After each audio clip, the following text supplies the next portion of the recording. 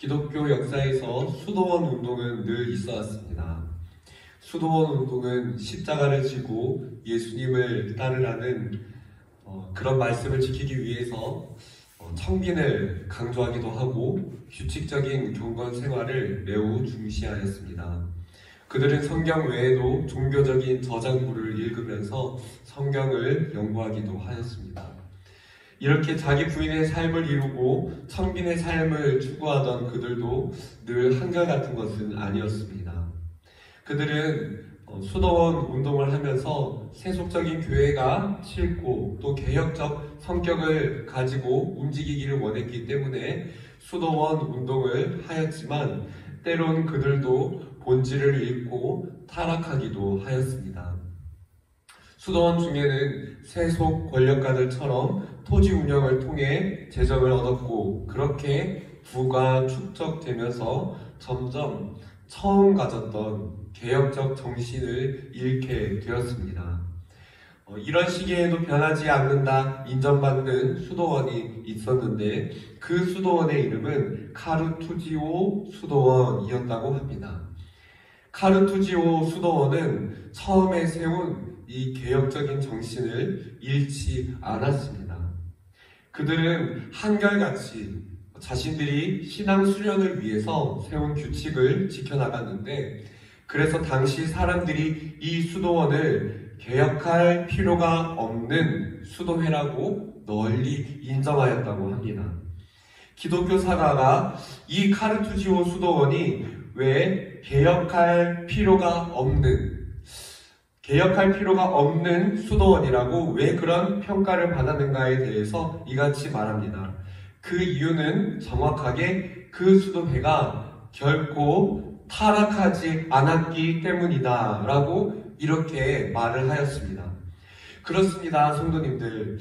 왜 이 수도원이 사람들에게 귀감이 되고 사람들이 따르고 싶은 열망을 가지게 하였는가? 그것은 그들이 결단하고 개혁하였던 그 신앙의 모습을, 처음 가졌던 그 모습을 변하지 않고 한결같이 지켜왔기 때문입니다. 신앙이라는 것은 단순간에 결단한 모습들이 귀감이 되고 빛나기도 하지만 더 중요한 것은 그것을 그 다음에도 처음에 마음을 결단하고 결심했던 대로 그것을 끝까지 지키며 인내하는 것이 매우 중요하다고 할 수 있습니다. 그래서 히브리서 기자가 우리 신앙을 경주에 빗대면서 12장 1절에서 이렇게 말하기도 합니다. 인내로서 우리 앞에 당한 경주를 하며 라고 말을 했습니다. 우리 신앙이라는 것이 결심을 했다고 해서 단순간에 끝나는 것이 아니라 마치 긴 경주처럼 여러 상황을 겪으면서 진행하는 것이기 때문에 경주에 빗댄 것입니다. 그래서 우리는 신앙을 가지되 한결같은 신앙을 가질 수 있어야 할 것입니다. 오늘 말씀에도 종교개혁을 단행하였던 아사왕의 모습이 또 나옵니다. 어제 말씀까지 아사왕은 이방 우상들을 없애고 철저하게 하나님께 돌아선 개혁을 하였습니다. 그리고 하나님께서도 그의 모습을 기뻐하셔서 그의 시대에 10년 동안 평안을 허락하셨다. 그렇게 성경의 기자가 말하였습니다. 그런데 오늘 말씀을 보면은 그의 신앙이 10년 동안은 평안하였지만 그의 신앙이 변질되고 한결같지 못한 모습을 보이고 있습니다. 먼저 오늘 말씀 1절에서 그의 신앙이 변질되는 한 사건이 시작되고 있습니다. 1절을 보시면은 아사왕 제36년에 이스라엘 왕 바하사가 유다를 치러 올라와서 라바를 건축하여 사람을 유다왕 아사에게 왕래하지 못하게 하려 한지라 라고 합니다. 이스라엘 왕 바하사가 남유다 왕국을 공격하려 합니다. 여기서 조금 복잡할 수 있지만 조금 의문이 될 수 있는, 그리고 오늘 이 말씀을 전하면서 설명을 해야 될 부분이 있어서 성경의 난해 구절을 시간이 걸리지만 잠시 설명을 하면서 넘어가고자 합니다. 1절의 첫 부분을 보시면은 아사왕 제36년에 이 일이 일어났다고 말합니다.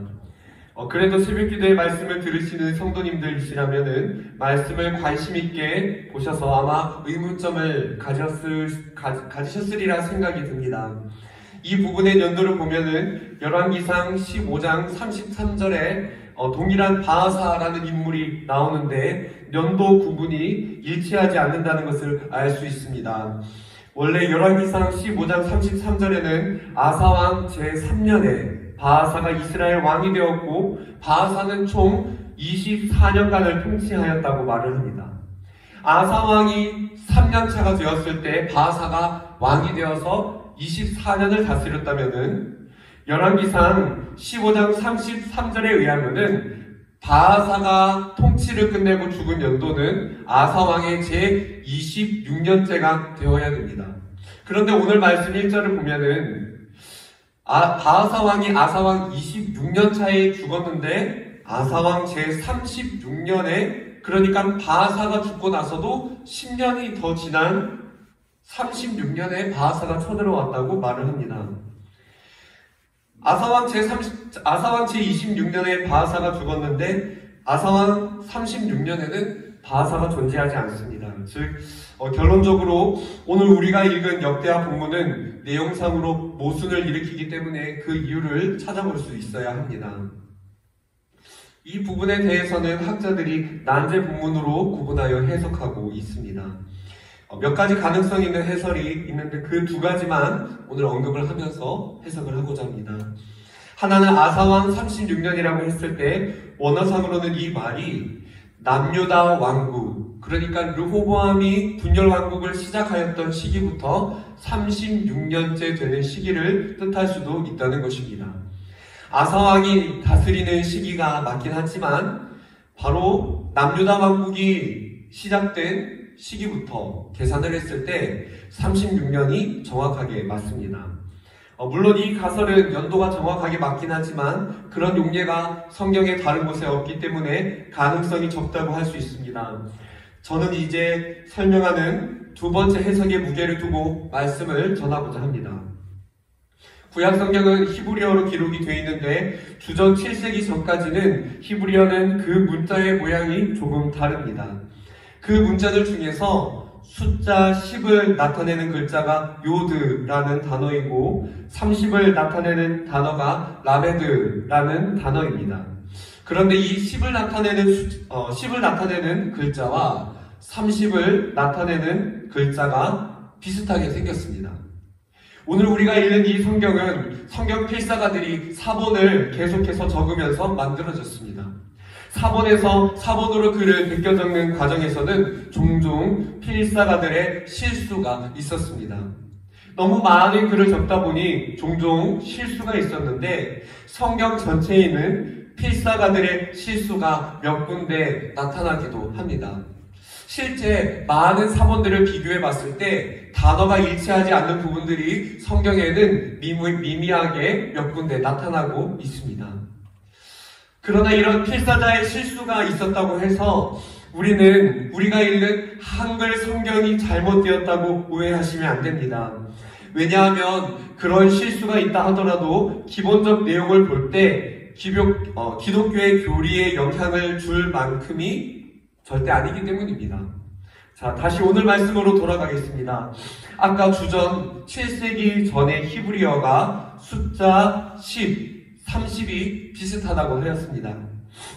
당시 사본은 두루마리 형식으로 되었는데 이것이 보관 중에 상하게 되는 경우가 종종 있었습니다. 특히 숫자 10과 30이라는 요드와 라메드는 한 획 정도가 지워지면은 거의 비슷하기 때문에 혼동하기가 매우 쉽습니다. 성경학자들의 견해를 따라가 보면 오늘 말씀은 필사자들의 실수로 보는 것이 가장 가능성이 있습니다. 즉 숫자 16으로 기록을 하였는데 그것을 36으로 오기를 한 것으로 볼 수가 있습니다. 그렇다면 1절은 아사왕 36년이 아니고 16년이 되는 것입니다. 아사왕 16년에는 바하사가 한창 왕으로서 왕성하게 활동한 시기가 맞기 때문에 이 시기가 정확하게 맞게 되는 것입니다. 그리고 이에 따라 16장 1절 앞절인 15장 19절도 연도 표기가 오류임을 동일하게 알 수가 있습니다. 필사자가 필사하는 과정에서 한 절을 혼동하게 되면서 그에 따른 다른 절도 동일하게 연도를 맞추어서 기록한 것으로 이해할 수가 있습니다. 15장 19절 역시 아사왕 제35년이 아니라 15년으로 계산할 때 그 연도가 정확하게 열왕기서의 기록과 맞게 됩니다. 한 가지 더 추정 가능한 것은 이 과정을 따라 15장 10절도 또한 제15년이 아니라 5년이었다고 볼 수가 있습니다. 왜냐하면 5년부터 연수를 계산해 보았을 때 바하사 왕이 쳐들어온 16년 전제까지 10년의 시간이 흐르게 됩니다. 자, 여기서 말씀을 증거하고자 합니다. 앞서 14장 1절을 보면은 아사왕의 시대에 평안한 기간이 바로 10년이었다고 기록하고 있습니다. 따라서 이와 같은 학적 가능성을 놓고 볼 때에 10년의 평안의 기간은 바하사 왕이 오늘 말씀 1절에서 바하사 왕이 남유다를 공격하려 하던 시기 전까지가 바로 10년의 평안의 시기가 되는 것입니다. 오늘 말씀 1절로 돌아보겠습니다. 오늘 말씀 1절과 2절에서 바로 아사 왕이 하나님의 말씀을 잘 준행하여서 10년 동안 누리던 그 평안이 박살나는 시기가 바로 오늘 말씀 1절에서 시작이 되었던 것입니다. 그가 누리던 평안이 왜 깨지기 시작했는지 함께 살펴보겠습니다. 우선 1절에서 말하기를 이스라엘 왕 바하사가 유다를 치러 올라와서 라마를 건축하여 사람을 유다 왕 아사에게 왕래하지 못하게 하려 한지라 라고 말을 합니다. 라마를 건축하려 했다고 하는데 이것은 바하사가 라마를 점령하고 건축물을 세웠다는 것입니다. 이 지역은 남유다에서 북쪽으로 약 8km 떨어진 지역입니다.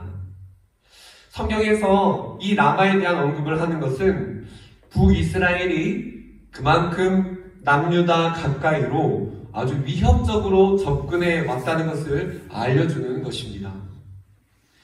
북이스라엘의 세력이 남유다에 가까이 왔습니다. 당연히 남유다 왕국은 위협을 느꼈을 수밖에 없습니다. 10년 동안 평안을 누리던 아사 왕은 이제 위기감을 느끼기 시작한 것입니다. 두렵고 당황한 마음이 들었겠지요. 그러나 그의 평안한 시대를 깬 것은 단지 북이스라엘의 위협이라는 상황이 아니었습니다. 그가 평안의 시대가 깨지게 된 것은 그가 하나님을 버리고 다른 것을 의지했기 때문입니다. 2절을 보시기를 바랍니다. 아사가 여호와의 전 곡간과 왕궁 곡간의 은금을 내어다가 다메섹에 사는 아람 왕 베나닷에게 보내며 이르되, 그는 아람 왕에게 도움을 청하였습니다. 물론 겁이 나서 그렇게 청할 수는 있습니다. 그러나 2절 말씀은 정확하게 알려주고 있습니다. 아사 왕은 하나님께 묻지도 않았고 하나님을 전혀 의지하지 않았다는 것을 보여줍니다. 2절 말씀에서 아사는 여호와의 전 곡간의 은금을 먼저 꺼내왔습니다. 그가 다급해지니까 먼저 손을 댄 것이 하나님의 것이었습니다.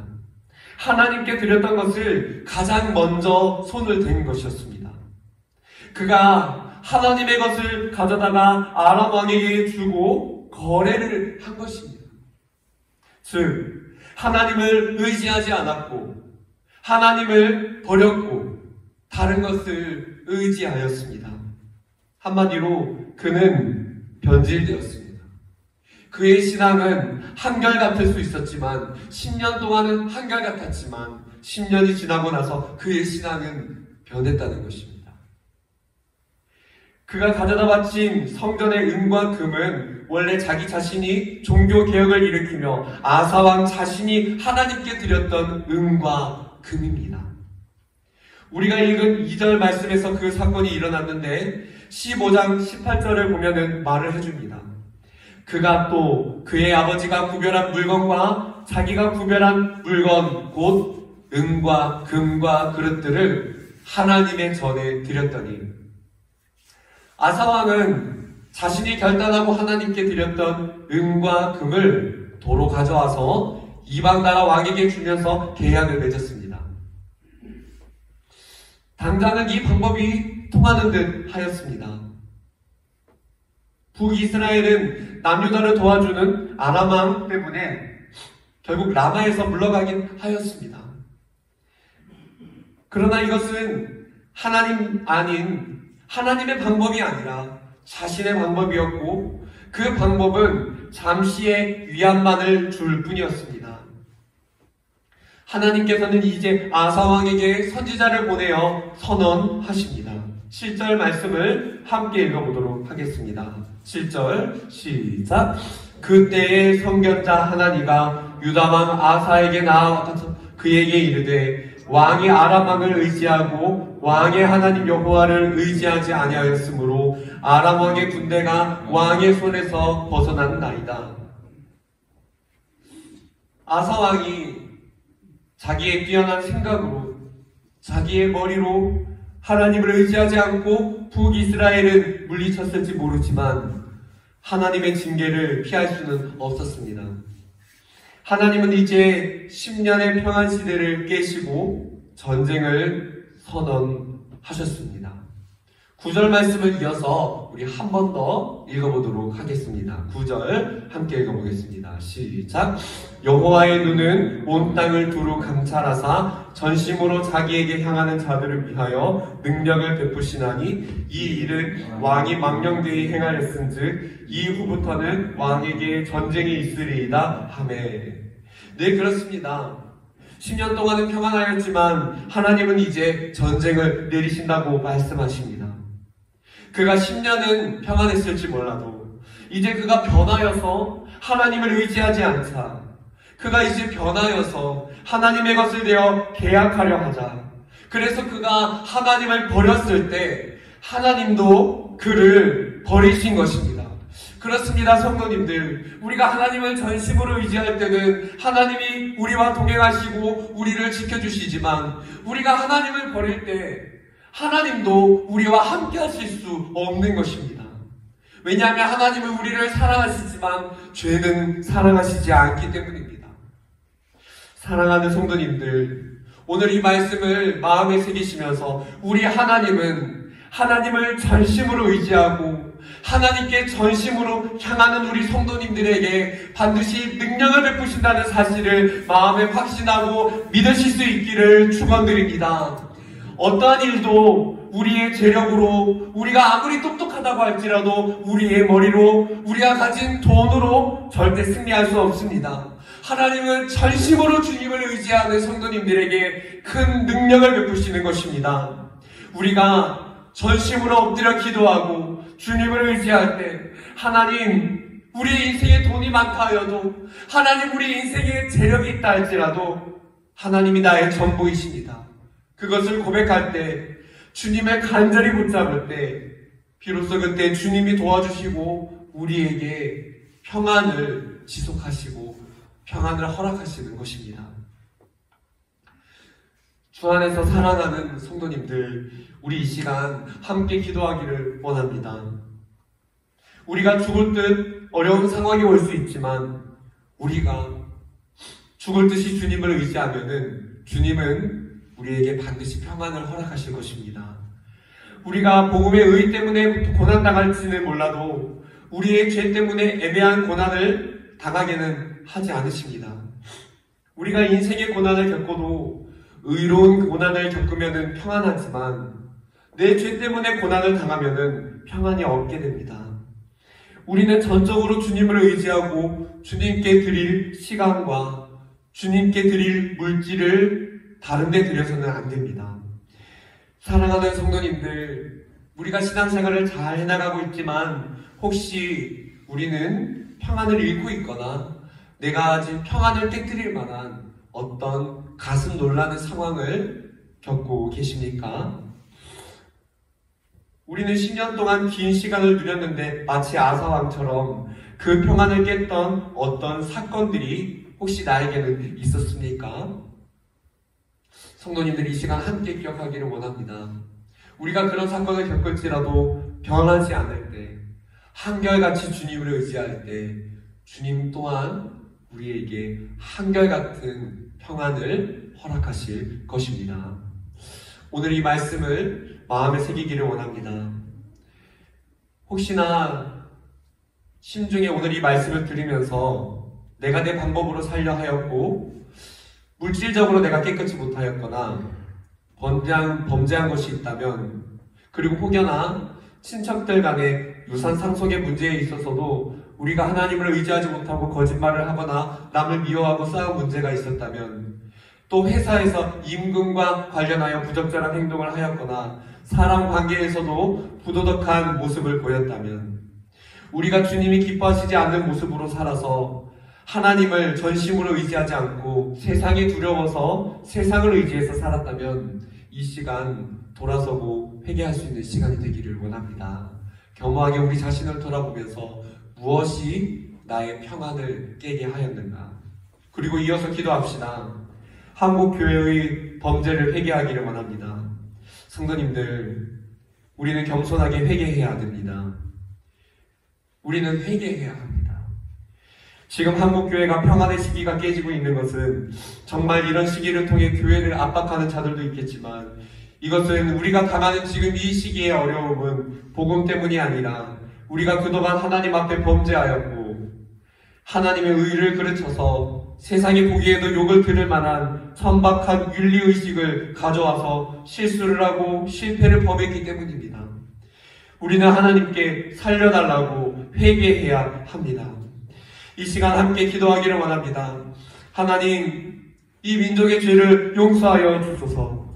하나님, 이 한국교회의 죄악을 용서하여 주소서. 그리고 나의 모습 또한 용서하여 주시옵소서. 우리가 하나님을 찾지 못한 복음의 가치관에 합하지 않았던 모든 것을 회개하면서 이 시간 전적으로 하나님 앞에 나아가는 시간을 가지도록 하겠습니다. 함께 주기도문 하시고 기도하며 나아가겠습니다.